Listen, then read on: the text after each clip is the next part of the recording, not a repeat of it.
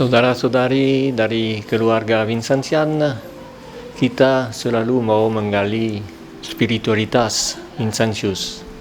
Dan tentunya saya sudah omong banyak tentang itu dan setiap kali kembali kepada hal ini, tetapi yang saya mau tekankan hari ini ialah spiritualitas yang untuk kaum awam. Dikatakan bahwa kalau mau menjadi imam atau pastor dari kongregasi misi, harus sungguh-sungguh memikirkan pelayanan kepada orang miskin. Dan dalam hal ini, saya justru mau memberi sedikit tentang seorang yang sangat dipuji oleh Vincentius. Dan orang itu seorang bruder, yaitu bukan pastor. Seorang yang memang dalam konstitusi atau dalam peraturan untuk kongregasi misi dikatakan bahwa bruder karya dari Marta, sedangkan imam-imam karya dari Maria. Ya, itu yang ditulis.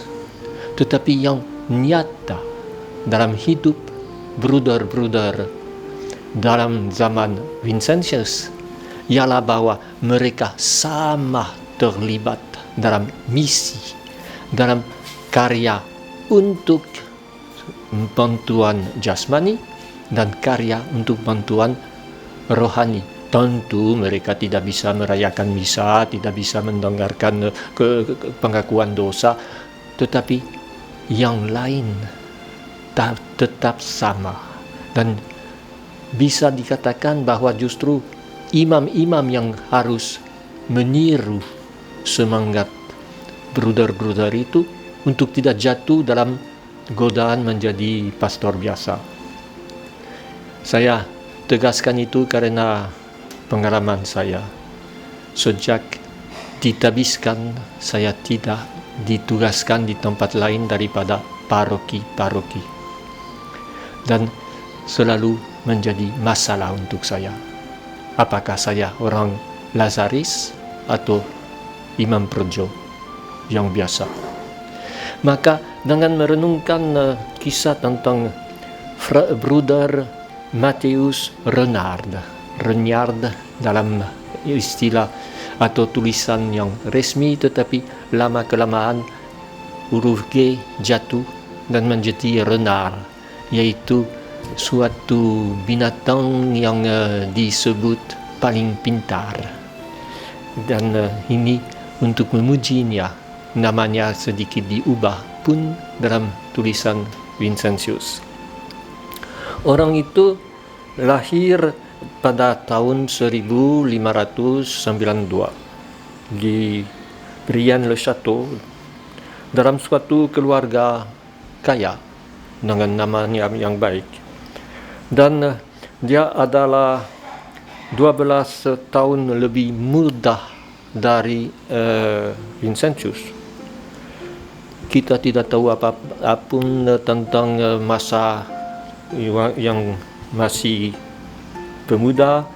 Dia masuk kongregasi misi waktu dia berumur 40 tahun, yaitu 1631. Dan dalam hal ini dia mengucapkan kaul pada tahun 1644 dan meninggal pada 1669, yaitu 9 tahun sesudah Vincentius. Dia ditugaskan untuk pergi ke Lorraine, suatu daerah di bagian utara dan timur dari Prancis yang selalu digoncangkan dan dikacaukan dengan perang-perang dengan tentara yang merusakkan semuanya. Dan dalam hal itu dia ditugaskan untuk membawa bantuan. Luar biasa, dia selalu jalan dengan jumlah uang yang sangat tinggi dalam sakunya. dia dikenal, dan selalu ada pencuri-pencuri yang ada tentara-tentara yang mau menangkapnya untuk curi duitnya, dan selalu dia berhasil lepas, tidak pernah sesen pun hilang. Itu yang seringkali diceritakan, bagaimana misalnya satu kali dia menghadap seorang yang berkuda dengan pistol dan yang berkata, ikut aku dan ke tempat sunyi, nanti saya akan ambil barangmu. Si bruder itu pura-pura gila, dan waktu itu yang di atas kuda sedikit lihat di tempat lain, dia buang sakunya di tempat berduri ini di pinggir jalan, dan dia tetap ala gila-gila dengan buat dengan kakinya banyak tanda supaya nanti ingat di mana tempat barangnya. Lalu dia ikut orang itu, dan orang itu melihat apa yang dia punya hanya satu pisau kecil itu, dan dia tetap main ala gila. Akhirnya orang itu membiarkannya pergi. Dia kembali ambil barangnya dan bisa teruskan jalan dan melayani orang yang perlu dilayani. Dan yang luar biasa, dia bukan saja pergi dengan banyak duit, tetapi kembali dengan membawa gadis-gadis yang tentunya seperti biasanya korban utama untuk tentara, untuk orang yang mau buat yang tidak senonoh. Kembali dengan perempuan-perempuan itu untuk mereka bisa hidup aman di Paris, dilindungi. Ratusan perempuan yang dia bawa, dan selalu tidak ada seorang perempuan yang bisa hilang atau yang celaka dalam jalan itu. Kalau ditanya kepadanya, apa yang buat engkau bisa begitu berhasil? Dia hanya jawab, ini berkat doa dari Bapakku Saint Vincentius de Paul. Dia kan berkata ini. Itulah yang sangat indah. Dia sungguh-sungguh menghayati spiritualitas Vincentian sebagai bruder, yaitu sebagai orang awam. Dan dalam hal ini dia tidak pernah bisa mengalami kebanggaan, atau dia tulis kisah tentang perjalanannya. Kalau dalam kehidupan karya kehidupan Vincentius dari Cole, seorang imam dari kongregasi misi pada abad ke-18, Cole sebut ada satu bruder tetapi pun tidak sebut namanya. Akhirnya dalam sejarah riwayat Vincentius yang ditulis oleh Menard baru disebut namanya. Vincentius juga dalam khotbah dan dalam konferensinya seringkali menyebut bruder itu dengan namanya dan berkata bahwa dia luar biasa. Kita dari situ bisa ambil suatu pengalaman yang dikatakan tentang bruder itu yang dikerjakan olehnya adalah khas ala Vincentian, konkret, memperhatikan keperluan jasmani dan sekaligus keperluan rohani. Dia bersama dengan pastor-pastor lain, imam-imam dari kongregasi misi di Lorraine yang kebanyakan meninggal di daerah itu karena terlalu capek, terlalu banyak kerja, meninggal dalam umur muda, tetapi dia juga menampingi mereka bukan sebagai Marta, tetapi sebagai sederajat dengan mereka. Dan itulah yang spiritualitas khas Vincentian, tidak membedakan, tidak memisahkan imamat dan awam, tidak membuat ada Marta dan Maria, tetapi yakin bahwa semua sederajat dengan masing-masing. Yang khas tentunya imam, pastor, ada sesuatu yang khas, tetapi jangan katakan kelebihan, yang khas. Kalau kita kembali kepada Marta, dalam Injil Yohanes, Marta yang mengakui Yesus, bukan Maria. Marta waktu Yesus kembali ke Yudea dan mau temu dengan Marta dan Maria karena saudara mereka Lazarus meninggal. Marta yang pertama menyambut Yesus. Marta yang pertama berkata, seandainya engkau ada, Lazarus tidak mati. Tetapi Yesus berkata, apakah engkau percaya? Dan dia jawab, ya, saya percaya. Dan pengakuan imannya sama tinggi dengan yang dari Petrus. Sesudah itu baru Maria datang dengan menangis. Waktu dalam Injil Yohanes juga Yesus diurapi atau di kakinya diminyaki oleh Maria. Marta sedang melayani juga, tetapi bukan melayani dalam arti lebih rendah.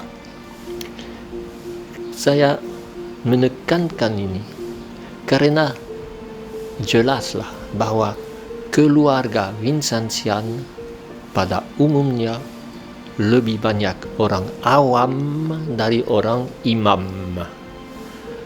Terlalu sering kita hanya pikir orang Lazaris. Itu pun dari awam, seperti Sister Putri Kasih karena seorang biarawati, orang awam. Tetapi di samping itu, ingat bahwa Vincentius mulai dengan serikat-serikat nyonya-nyonya Caritas awam yang tidak pernah menjadi biarawati atau yang tidak pernah hidup dalam kelompok biara. Dalam hal ini kita bisa sungguh-sungguh memikirkan untuk membaharui semangat kita, spiritualitas Vincentian kita. Bukan dalam arti merendahkan soal imamat, bukan. Dalam arti menyatakan bahwa kita adalah umat Allah. Dalam bahasa yang Yahudi, dalam bahasa Yunani, umat Allah ialah laos, yang menjadi laik, yang menjadi awam. Berarti bukan orang yang tidak punya kepandaian, tetapi yang termasuk umat Allah, seperti Sri Paus Franciscus menekankan, kamu umat Allah yang harus kreatif. Yang Matthias Renard adalah satu contoh yang seringkali dilupakan. Siapa kenal dengan bruder itu, padahal karyanya di Picardy, di Lorraine, karyanya juga di semua pelayanan orang yang paling bisa menjadi kurban seperti gadis-gadis, luar biasa. dan sungguh-sungguh Vincentian. Yang dalam hal ini gereja bisa melihat kembali tugas dari kaum awam ini yang mau dikerjakan oleh Sri Paus sekarang melawan klerikalisme, yaitu membuat pastor-pastor, imam-imam di atas, tetapi juga menjiwai kaum awam untuk mau kreatif dalam kerja mereka yang bersama dengan Brother itu. Pastor-pastor mereka memang tahu bahwa dalam pikiran klasik dari gereja ada suatu godaan untuk membedakan Marta dan Maria. Dalam Vincentian jangan ada. Jangan kita memisahkan itu. Vincentius pernah berkata dalam satu konferensi hampir pada akhir hidupnya, kalau seorang antara kamu imam-imam kongregasi misi pikirkan bahwa kamu hanya untuk menginjili orang miskin dan bukan untuk membawa bantuan jasmani, kamu bukan orang dari kongregasi. Kita harus menolong mereka, baik secara langsung maupun melalui orang lain. Itu juga khas spiritualitas Vincentian, bukan kerja sendiri, tetapi berkooperasi, kerja bersama dengan nyonya-nyonya Caritas, dengan semua kaum awam yang terjun di dalam ini, dengan kongregasi lain juga. Dan dengan demikian, buat itu adalah menginjili dengan omong dan dengan karya nyata.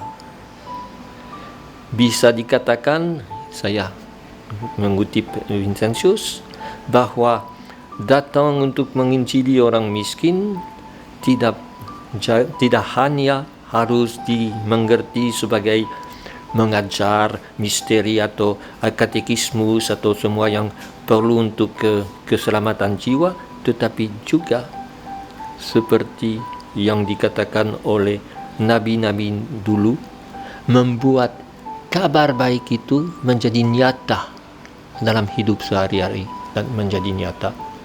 Cobalah kita lihat keadaan sekarang dengan corona, di mana begitu banyak orang yang perlu kita beri bantuan di berbagai tempat, orang dari semua aliran terjun di sini, orang Islam, orang Buddha, orang Katolik, bukan hanya Lazaris atau Vincentian. Ini juga godaannya mau menonjolkan kita ada lebih banyak dikerjakan oleh orang lain, perlu kita kerjakan dengan mereka, seperti dibuat oleh Brother itu, seperti dibuat oleh pastor-pastor CM pada umumnya, seperti kita boleh kerjakan masa kini di mana kita berada. Contoh dari Brother itu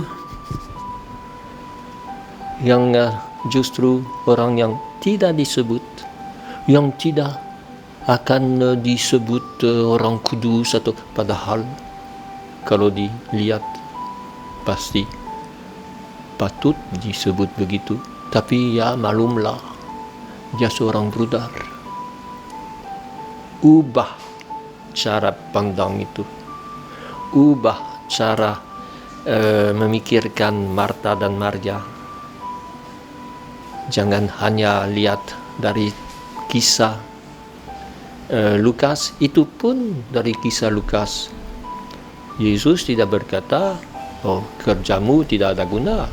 Dia berkata, ada harus tambah atau lebih penting. Okelah, bruder itu membuat kedua-duanya, dan pastor-pastor CM diharapkan membuat kedua-duanya, dan semua anggota dari keluarga Vincentian juga diharapkan menjadi Marta dan Maria sekaligus. Ini spiritualitas Vincentian yang jauh beda dengan memang yang disebut oleh Monsieur de Bérulle, Kardinal de Bérulle, dan oleh orang-orang yang menjunjung tinggi soal-soal hanya rohani dalam arti sempit. Kita Vincentian diutus untuk membawa kabar baik. Ingatlah kata ini, kabar baik, yaitu yang akan membuat orang merasa senang, merasa bebas dari kemiskinan, merasa bisa hidup.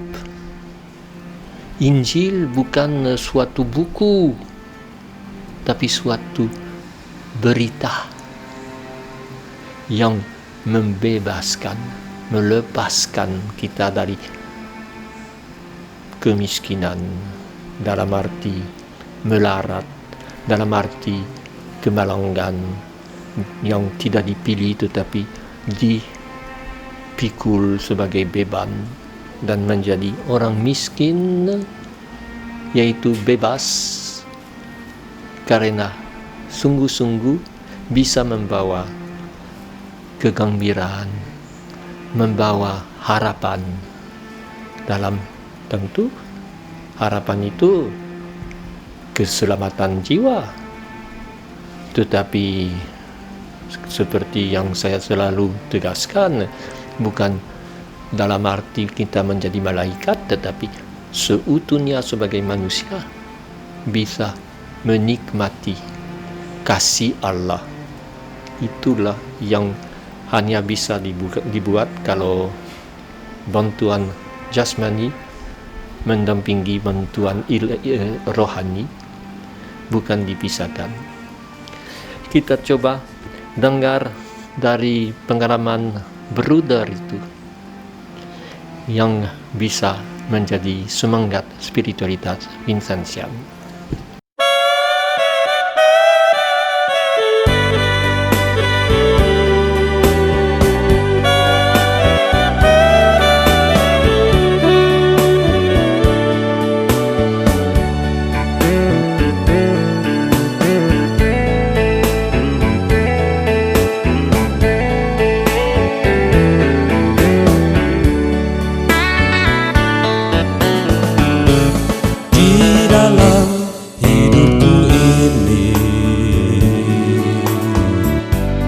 Banyak hal yang ku alami, berbagai kepedihan dan derita terjadi silih berganti, berlalu dan cobaan ini datang menghantui langkahku. Namun satu yang ku percaya, Engkau Tuhan penolongku. Ku pasrahkan dalam tangan-Mu semua yang terjadi padaku. Ya Tuhan, tolonglah kami agar tetap melakukan kehendak-Mu, mengasihi dan melayani dalam kebenaran untuk kebaikan kami dan sesama dalam kemuliaan-Mu.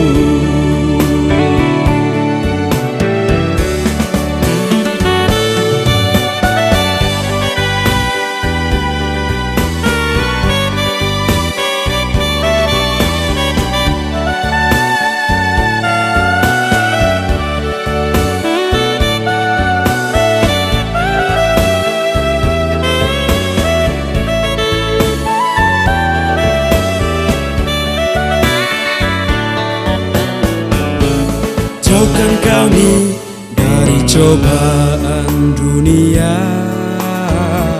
biarkan yang telah terjadi,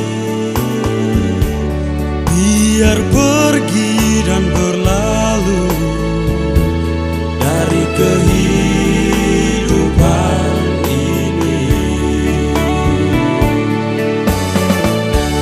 Ku pasrahkan dalam tangan-Mu semua yang terjadi padaku.